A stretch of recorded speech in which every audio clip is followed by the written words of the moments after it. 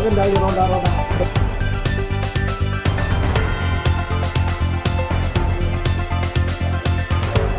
Assalamualaikum warahmatullahi wabarakatuh. Selamat siang pemirsa. Masih bersama saya Paman Aldi.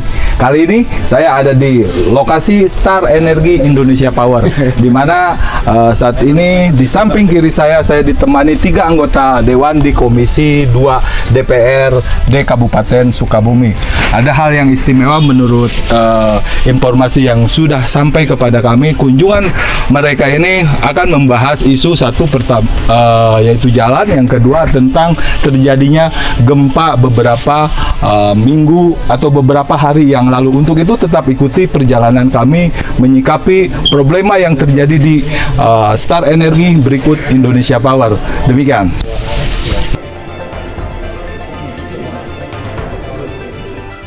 Kemudian ini nanti diproduksi, dipisahkan. Proses panas bumi mirip yang kita air itu pakai cincin beton ya. Tapi kalau ini tadi sudah disampaikan Pak Menteri kali Kelapa Nunggal sampai ke Cikidang. Tanggung jawab siapa itu? Hari ini hasil diskusi kita, kunjungan kerja kita ke Star Energi, ya yang hari ini mungkin masyarakat tunggu jawaban tentang jalan rusak.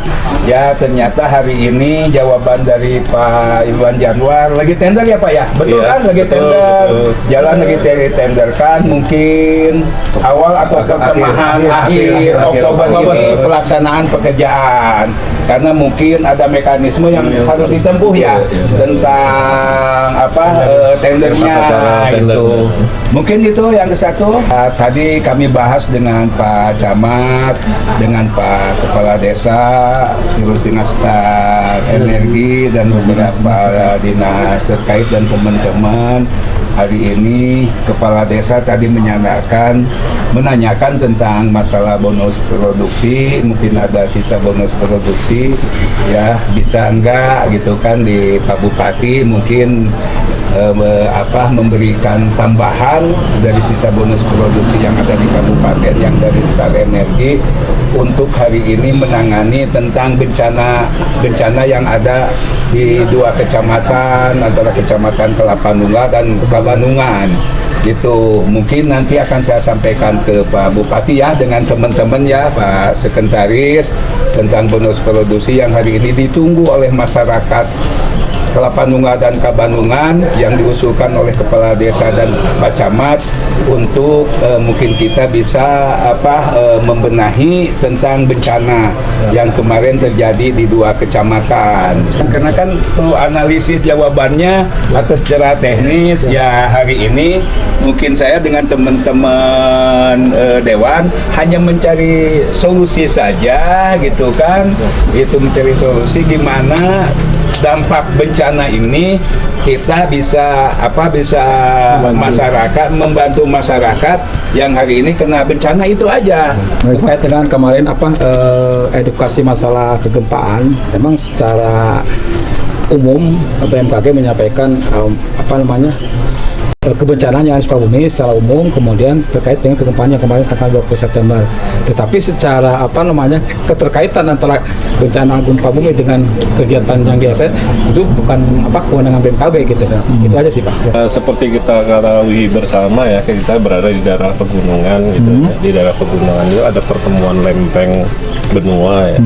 Dan lempeng itu kan bergerak terus. Nah, itu yang dijelaskan oleh BMKG sebagai pergerakan tektonik. Nah, pergerakan tektonik inilah yang menimbulkan efek-efek gempa, dan ini terjadi di seluruh jalur yang banyak memiliki pegunungan kan. Gempa itu terjadi berganti-ganti di berbagai tempat. Baik Pak, ketika berbicara tektonik tersebut, gempa terjadi itu di daratan Pak ya? Gempa bisa terjadi di daratan, bisa di lautan. Bisa untuk kali ini, maksudnya untuk kali ini Pak, yang kali ini ada yang di daratan, ada yang di lautan.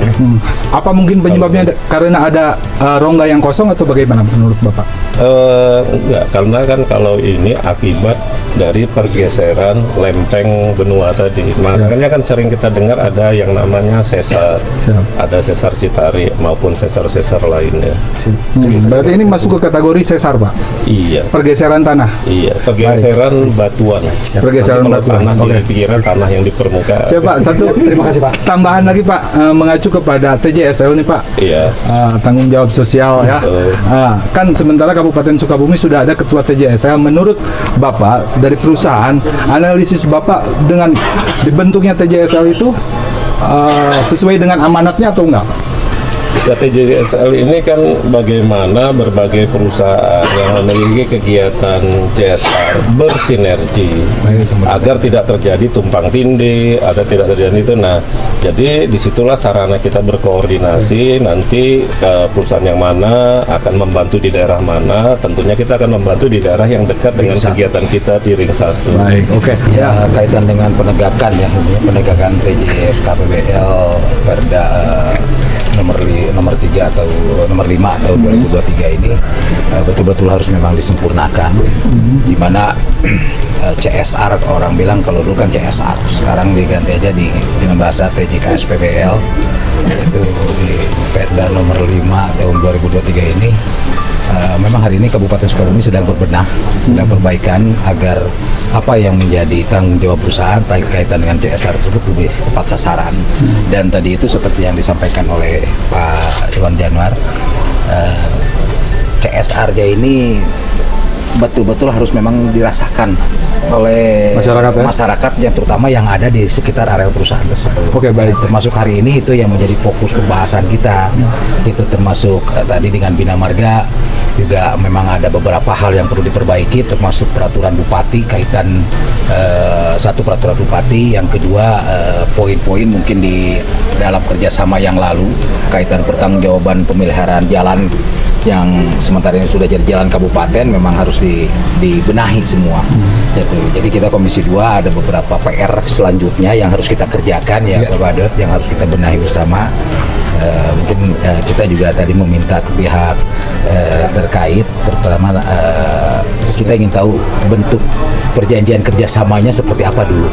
Mungkin di situ kan harus ada, hari ini harus banyak yang harus diperbarui. Berarti secara efektif, menurut Bapak, analisa Bapak dari fraksi Gerindra sendiri seperti apa Pak? Ya, Sudahkah menjalankan sesuai rule-nya? ya kita hari ini menjalankan apa yang menjadi tugas kita, apa yang menjadi kewajiban kita sebagai pemegang amanah dari masyarakat untuk terus memperjuangkan apa yang menjadi harapan masyarakat. Itu karena itu sudah menjadi tugas pokok kita, berjuang demi rakyat. Baik. Ya disesuaikan dengan perencanaan pembangunan Kabupaten Sukabumi. Itu Pak, mungkin satu lagi Pak, tambahannya. Ya. sejauh mana urgensi barusan rapat digelar dalam kondisi tertutup Pak? Tadi itu kami berdiskusi ya. Saya kira diskusinya sangat baik. Ada masukan, ada saran, ada usaha perbaikan. Saya kira sangat-sangat positif. Secara konkret Pak, ketika terjadi gempa lalu misalkan terjadi persoalan baik itu rumah yang bocor atau misalkan rumah yang roboh, ketika ada hal yang lebih jauh lagi seperti orang meninggal, tanggung jawab siapa Pak? Jadi kita lihat sendiri bencana itu kalau terjadi tanggung jawab siapa kan? Kalau ditanya tanggung jawab itu kan namanya bencana lah gitu kan. Tanggung jawab bersama lah. Kan? Tapi bukan berarti kalau tetangga kita susah kita lepas kan gitu. Kita ikut empati, kita ikut ada membantu kan gitu ya. Ada nggak sistem yang akan dikemas, diperbaharui Pak ke depan Pak? Tentu saja kami akan memperbaiki. Tadi Pak Kades, Pak Camat kasih masukan-masukan bagaimana ke depan. Jadi contohnya kan daerah ini rawan bencana. Ya. Nah, bagaimana ke depan kita membangun masyarakat yang tanggap terhadap bencana, siap terhadap adanya bencana. Ya udah nanti kita bisa diskusi mencari solusi atas. Ya, sebetulnya kalau terkait dengan bencana kan tadi ya dari awal tadi disampaikan siapa yang mau juga dengan bencana yang pertama, yang kedua gitu kan, kita pun yang tidak tahu tanggung jawab siapa bencana itu gitu kan. Yang jelas tadi disampaikan juga kita terus berkolaborasi, komunikasi pimpinan kecamatan beserta stakeholder terkait termasuk perusahaan juga masyarakat untuk penanganan ataupun upaya tersebut.